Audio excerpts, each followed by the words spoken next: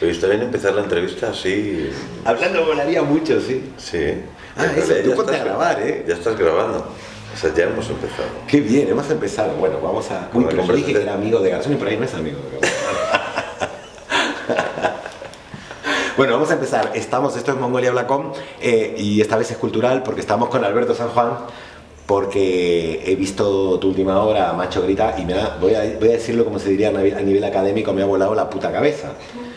Entonces, pero normalmente esta entrevista has dicho esta vez es cultural, normalmente que... no, porque es política. Cuando la hace Rusiñol es política. Claro. Bueno.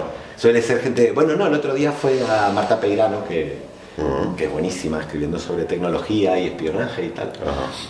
Y bueno, te quería entrevistar porque realmente me pareció que me dio como envidia, porque me hubiera gustado que sea un cómic mío. Eso, te juro, dije esto hagámoslo en cómic. Podría ser un cómic mío, porque a mí me obsesiona la historia y su relación con la actualidad. Y realmente, no quiero hacer mucho spoiler, pero como soy un friki también de muchas de las cosas de las que hablas en la obra, que voy a hacer una pequeña definición, claro. Digamos que intentás definir...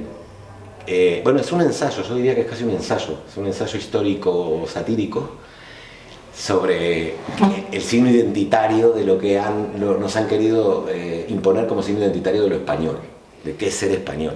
Y lo que buscas son todas las raíces y te remontas hasta 1492, ¿no? Incluso antes. En realidad empezás bastante antes. 1492 sería el eje, claro, de la historia, el centro de gravedad, pero vamos hacia atrás y hacia adelante. Sí, sí. Y lo que me pareció alucinante que bueno, que aparte de que das datos que no sabía, y me gusta mucho la historia de España, pero aparte me gustó mucho porque hay unas miradas que en algún momento, por ejemplo, citas a amigos tuyos del teatro, tal, que son de México, citas a una escritora boliviana. Hay también como una mirada de afuera, ¿no? Cuando estuviste en Lyon había como una mirada de afuera también de lo español. Poco, en realidad, poco. Lo que pasa es que, por ejemplo, hay un texto de María Zambrano, que estuvo exiliada en Italia, un texto de un Adolfo Sánchez Vázquez en México, ¿no? En México, de María Galindo, que es boliviana, de Sánchez Ferlosio, y luego de un par de amigos que llevan 20 años viviendo en Estados Unidos, pero trabajando en cultura latina. Claro. Sí, de una historiadora española. Sí, es verdad que este texto lo he escrito acompañado y guiado por gentes del mundo de la academia y poco académicos, digamos, en el sentido pesado de la academia, pero gente que trabaja en la universidad en Estados Unidos o en España. Sí. Pero volvés mucho la obra a la República, y también es una obsesión que tengo sobre el tema de la República, de que en el fondo creo que todo lo mejor que tenemos en esta monarquía parlamentaria no proviene de esa España, sino que es herencia directa de la República. El feminismo, los movimientos sociales, etcétera, ¿no? Pero sin embargo la mirada de lo que era España de la República sigue todavía tapada, ¿no? Bueno, si es que la tapa el propio Partido Socialista, es difícil destaparla. Sí, dentro de ese pacto de olvido y de silencio que se establece en la transición, cuando se acuerda una democracia entre los que habían sostenido la dictadura, entre el franquismo y digamos los partidos antifranquistas, pues dentro del pacto, aparte de mantener a los desaparecidos en fosas, en su condición de desaparecidos, pues no se recupera de forma pedagógica qué ocurrió en la República, porque ahí se abrieron las puertas a una posible España que hubiera sido muy avanzada en el sentido democrático ya desde principios de los años 30.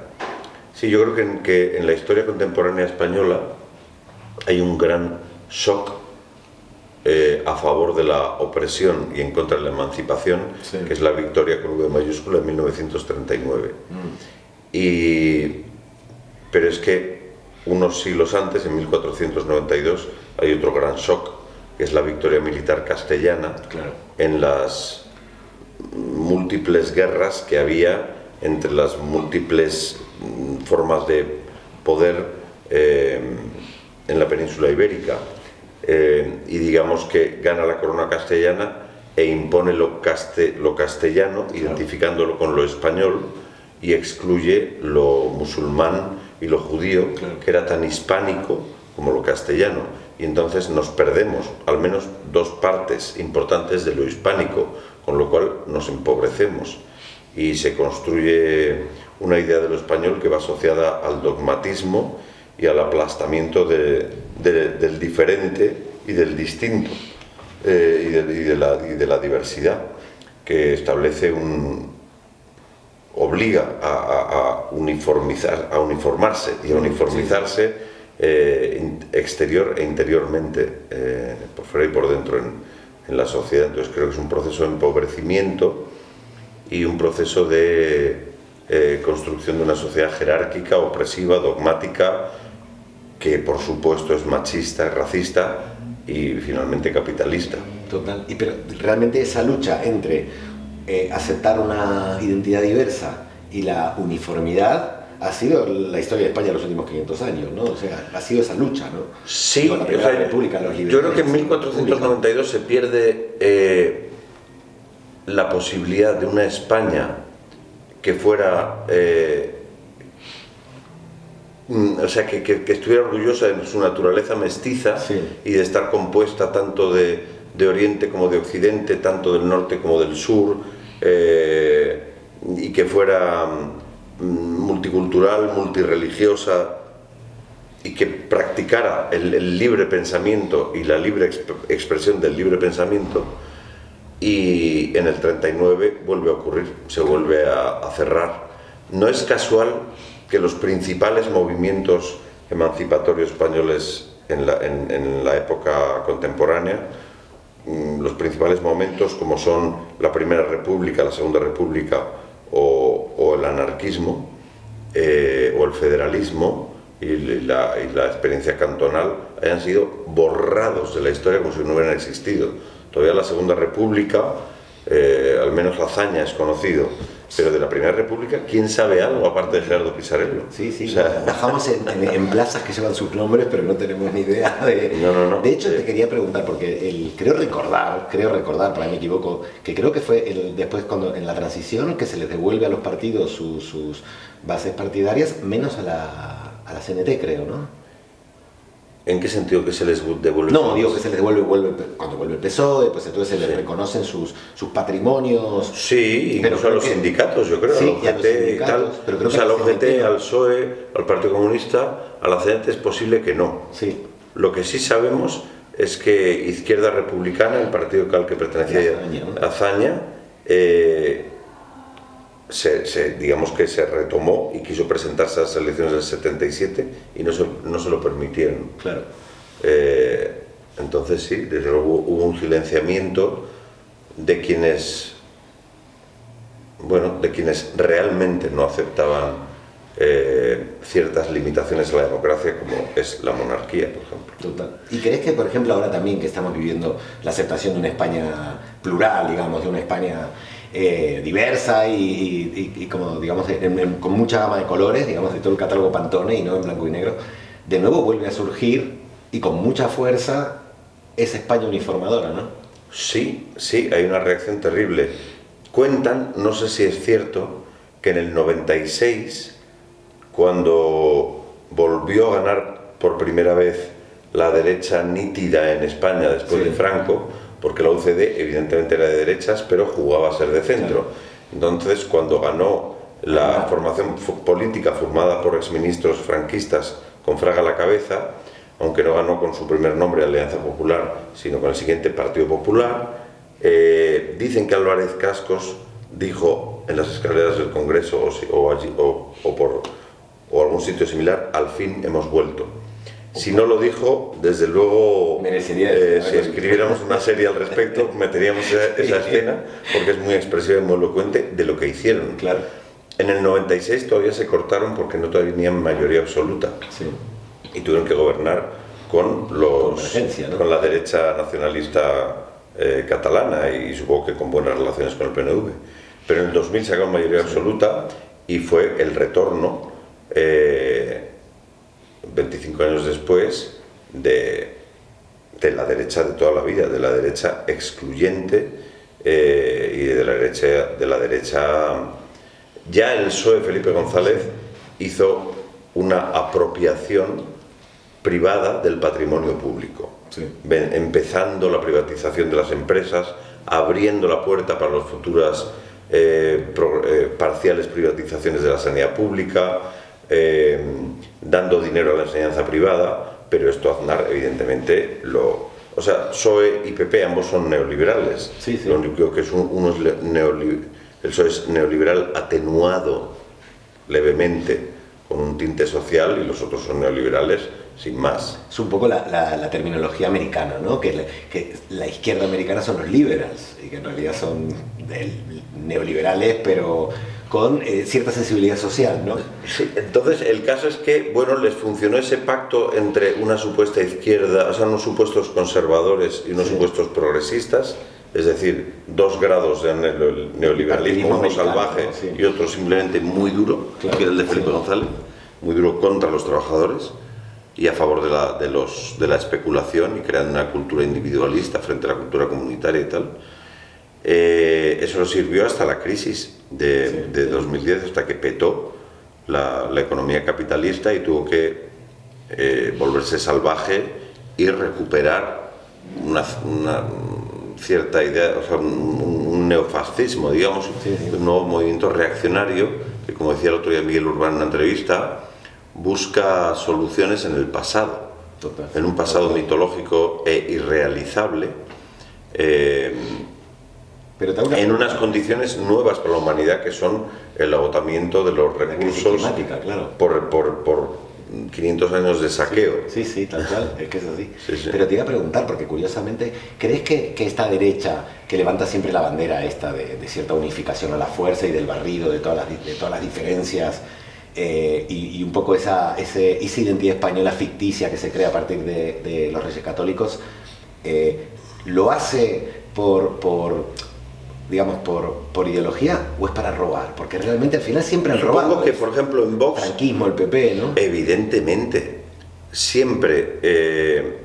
o sea, el uso que se hace o sea, el fundamentalismo el fundamentalismo del proyecto nacional católico, que, digamos, consolidan en su base los Reyes Católicos, y eso luego se va extendiendo como una negra sombra.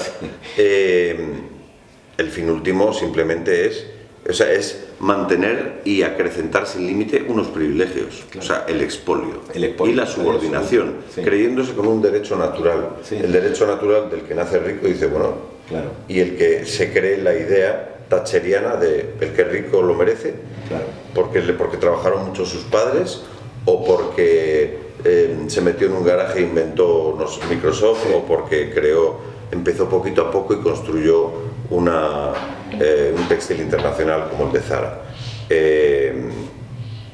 Y el que es pobre es porque es tonto o vago. Bueno, quiero decir, habrá quien se lo cree y quien realmente sea nacional católico. Dentro de Vox supongo que habrá quien sea realmente nacional católico de misa diaria y tal, y habrá quien todo eso se la sude. Quieren medar, ¿no? Sí, o sea, hay individuos como en su día Zaplana, que yo creo que igualmente podrían estar en el PSOE, en el PP, hay muchos, o sea, estar en un lugar desde un expoliar o paje. Entonces, paje lo digo más por ideología que porque yo sepa que haya directamente metido. No, bueno, también lo decía más por ideología. Claro, sí, en el caso de Zaplana sí sabemos que se embolsó algo. Entonces, bueno, creo que vivimos en un momento desde la crisis en que es lógica la polarización, porque hay una parte de la sociedad que avanza en el sentido de la emancipación y el poder genera un movimiento social de reacción contra eso. Y bueno, yo creo que es un momento de asumir mi proceso personal, por ejemplo, es asumir que yo soy machista, racista, capitalista, porque así he sido criado. Entonces, o bien, o sea, hay que tomar conciencia de eso. Entonces, a lo mejor, y dices, pues sí, lo soy y punto. Pero no lo disfraces de otra cosa, sélo. Dilo, yo soy machista, racista, capitalista. O bien dices, hostia, preferiría no serlo, o serlo menos. Entonces empiezas a desmontarlo. Pero tener claro que esta es una sociedad construida para que nos relacionamos a través de niveles de poder, desde abajo o desde arriba, pero nunca en horizontal, o no con todo el mundo en horizontal. Entonces, si uno no cree en eso, o le parece que viviría más a gusto relacionándose horizontalmente, y no solo me refiero a tumbado, que también... En condiciones, hablamos de condiciones de poder. Sí, de pie puede haber también mucha relación horizontal. Sí, totalmente. Hagámoslo de parado, decía Tequila en la canción. Y entonces, pues bueno, uno puede empezar a deconstruir eso, claro, pero teniendo consciente que en esta sociedad ser hombre es un privilegio en sí. Y por lo tanto, al ser una posición de privilegio, es tener una capacidad de abuso que se puede ejercer o no, pero ahí lo tienes. Sí, con sí. lo cual, cuando se dice ser hombre es ser un potencial abusador, sí. ¿Todos los hombres son abusadores? No, en absoluto. Pero que son pero que están en la posición desde la que pueden ejercer abuso, por supuesto. Ser blanco, también. Ser heterosexual, también. Tener dinero, evidentemente. Puedes ejercer abuso de clase, de raza, de género.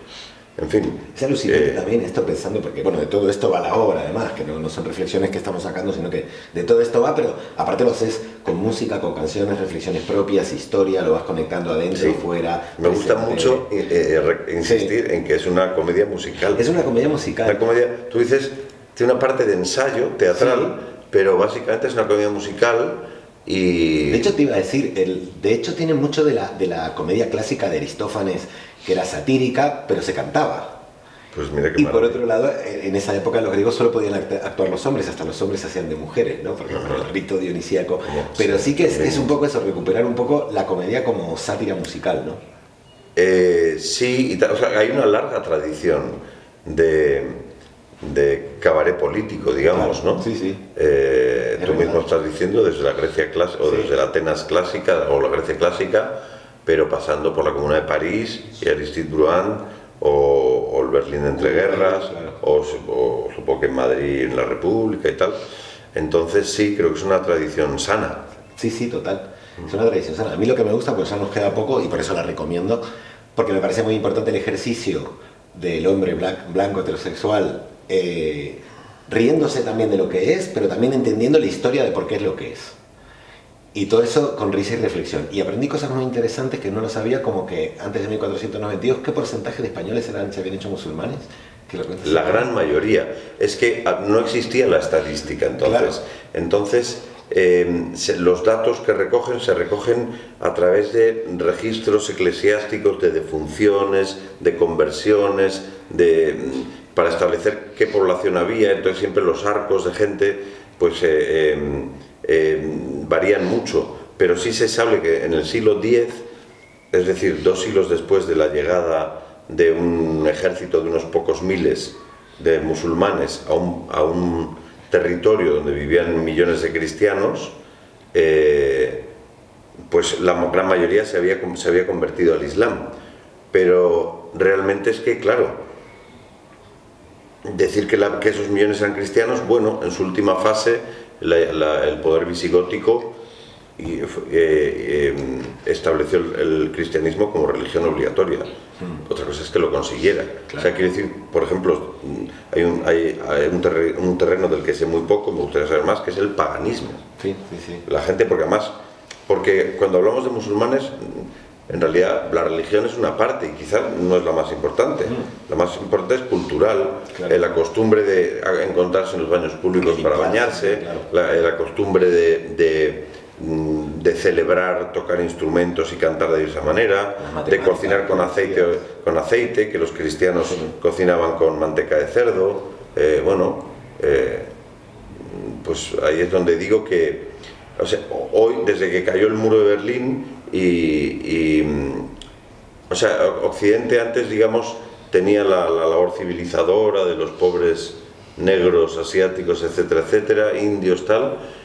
Luego tenía el enemigo comunista, y una vez que se acabó eso, pues el enemigo es el moro, lo musulmán, y entonces creo que es interesante ver que el musulmán también somos nosotros. Conocer el enemigo es conocerse a uno mismo. Entonces, pues igual está bien darse un abrazo en vez de tirarse una bomba a uno mismo. Sí, es cierto. Contanos, Alberto, ¿hasta cuándo vas a estar haciendo más? Estamos en el Pavón. ¿Esto cuándo sale? ¿Cuánto sale, Elena? Lo antes posible. No sabemos. Pronto, pero, a ver, esta semana, o sea, estamos hoy mañana, entonces, digamos ya, a partir del 5 de febrero, todos los lunes en el Pavón a las 8 de la tarde. De momento solo hemos sacado a la venta febrero y marzo. Continuaremos más allá si viene gente. O sea, por delante tenemos 8 funciones. Van a venir, porque aparte de que se aprende y se disfruta, como digo, me voló la puta cabeza. Y entonces una sola pregunta que me quedé en la obra y lo terminamos. Ya sabéis las fechas, las vamos a publicar igual en el post. Pero cuando vi la obra me quedé pensando en lo siguiente. ¿No será la famosa frase, que es como un tópico en España, que te la cuentan siempre que vienes, que cuando se perdió Granada, la madre de, ¿cómo se llamaba él? Boabdil. De Boabdil le dijo, no llores como mujer, lo que haces, no sabes defender como hombre. ¿Se contará también dentro del mundo musulmán o será una mitología católica? No lo sé, habría que ver. Esa es buena. Hay que acudir al mundo de los estudiosos musulmanes. Sí, habría que ir a Córdoba. Sí, hay que preguntar a, ¿cómo se llama el del León? ¿Cómo se llama el escritor ese? Oh, no me acuerdo. Arabista o... No, un moro. Uno de ellos. ¿Qué sabrá ese? Uno de ellos que somos nosotros. Pues habrá que averiguarlo, ¿eh? Porque me quedé pensando, porque tiene mucho que ver con lo que hablas, ¿no? Sí. Con la mitología del hombre español. Sí. Pues muchas gracias, Alberto, la verdad que como siempre, un gustazo. Bueno. Me quedaría hablando horas, ¿eh? Sí, yo también. Quedamos otro día a hablar sin cámaras. Efectivamente. Bueno, bravo por Mongolia. Y bravo por ti. Bueno.